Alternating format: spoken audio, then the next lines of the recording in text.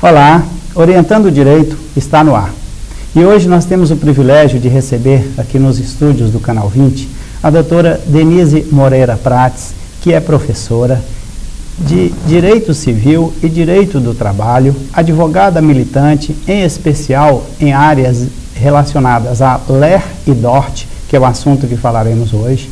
E a doutora Denise tem artigos científicos publicados em revistas de nível nacional, como a Revista Científica do Ministério Público em nível de Brasil e a revista do Instituto dos Advogados de Minas Gerais.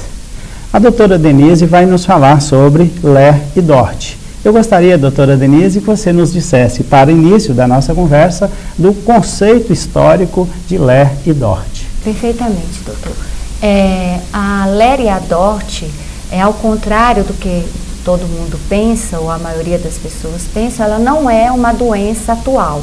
Ela é uma doença antiga que surgiu desde 1700, com os escribas e cartorários, que eram as pessoas que faziam os manuscritos dos cartórios.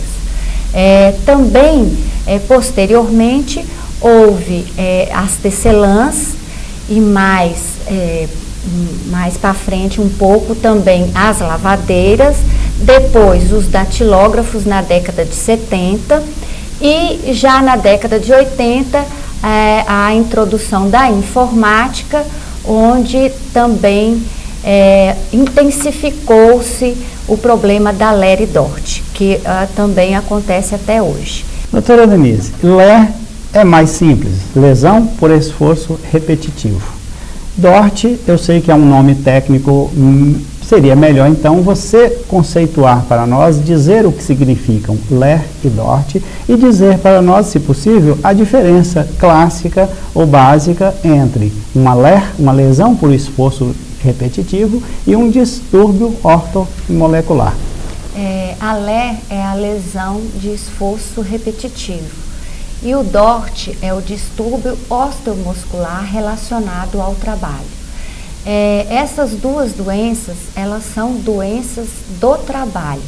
Elas se diferenciam da doença profissional. E a outra diferença é que a lesão, a LER, ela, como o próprio nome diz, é uma lesão que tem uma tradução de um machucado, ou seja, alguma coisa visível.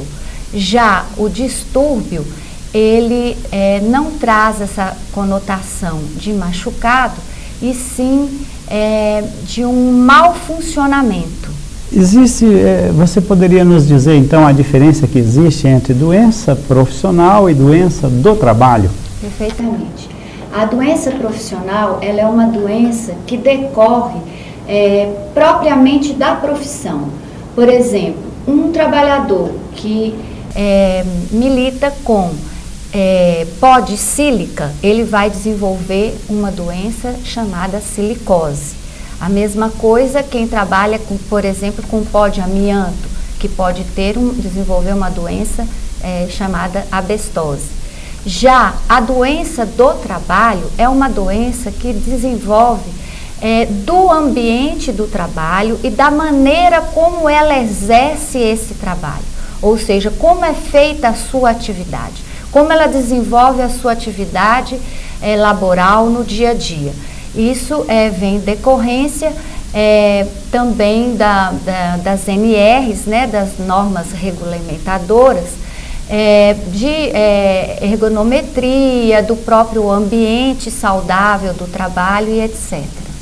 Professora Denise, e a lei do acidente do trabalho e as questões que ligam o acidente do trabalho à DORT propriamente dita? LER e DORT são doenças do trabalho. E essas doenças do trabalho, elas são equiparadas a acidente do trabalho. A lei do acidente de trabalho, atualmente, é a lei 8.213/91, que também é regulamentada por decretos. Só que a lei do acidente de trabalho, ela também é uma lei bastante antiga, que decorre de 1919. E durante esse período, obviamente, ela sofreu uma série de reformas. A última reforma foi agora em dezembro de 2008. Então, a LE e a DORT, ela é um dos tipos de acidente de trabalho. Podemos falar que o primeiro acidente de trabalho, o típico acidente de trabalho, é aquele acidente onde o empregado, ele quebra uma mão, um pé, em decorrência da própria atividade laboral no ambiente do trabalho. Existe também o acidente de trajeto, que é aquele acidente que ocorre com o funcionário ao ir e vir da empresa ou no horário do seu almoço, né, nesse percurso entre a residência e o trabalho. O terceiro tipo é a doença profissional, aquela que acabamos de falar, que decorre da profissão do empregado, ou seja, decorrente daquela profissão por ele desenvolvida. E a doença do trabalho, onde então assim enquadra o nosso tema de hoje, que é a LE e a DORT. E a LE e a DORT, elas, no direito, existem várias correntes onde alguns doutrinadores preferem o termo DORT, outros preferem o termo LE.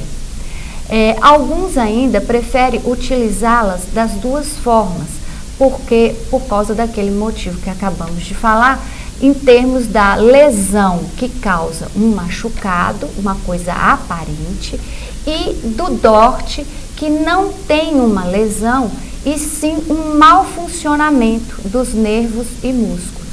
Então, essa pessoa que desenvolve o distúrbio, o DORT, que é o linguajar mais apropriado para a previdência, que é utilizado mais nas aposentadorias, o termo DORT, ele traduz um mau funcionamento que muitas vezes é equivocado com uma discriminação para o empregado.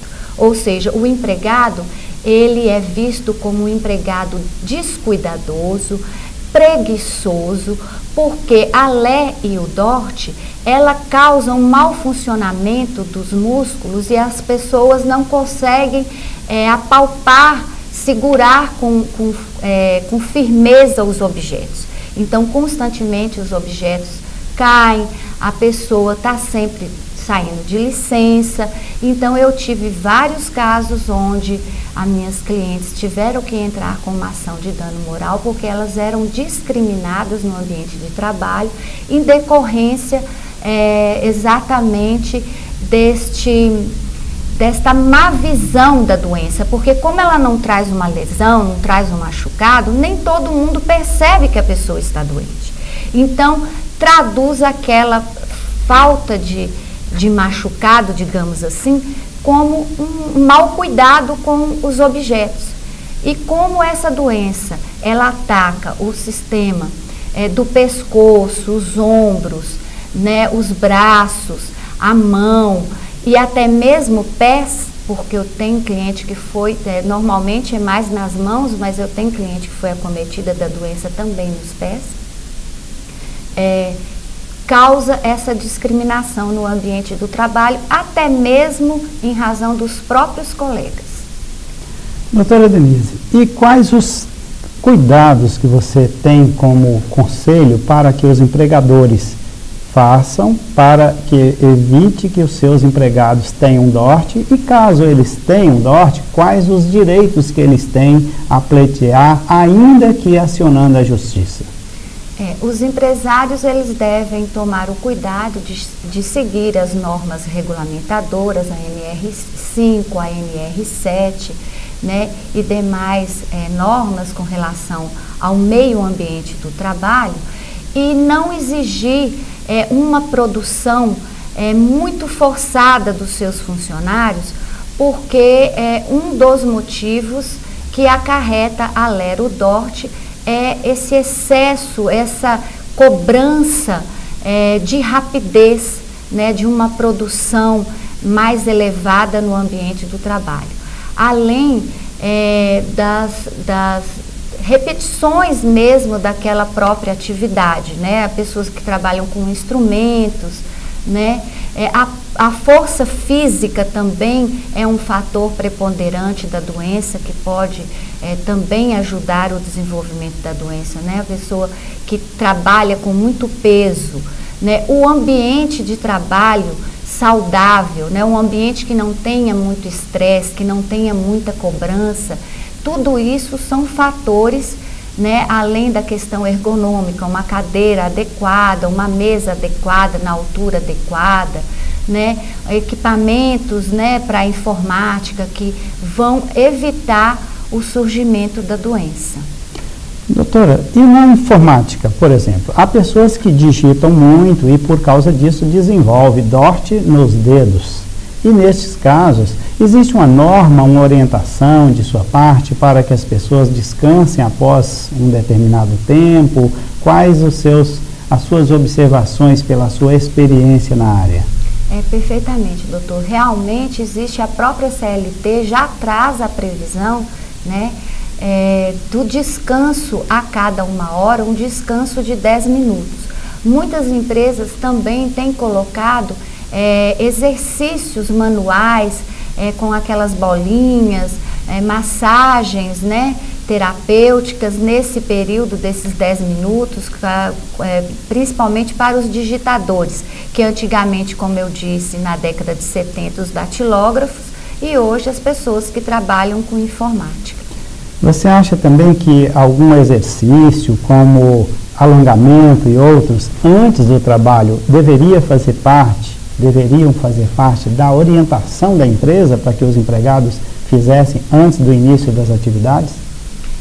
Antes do exercício, né, da atividade, durante, se a pessoa trabalha como digitador, então cada 1 hora esse descanso de 10 minutos, são fatores que podem evitar o surgimento da doença, e alguns empresários já têm feito isso.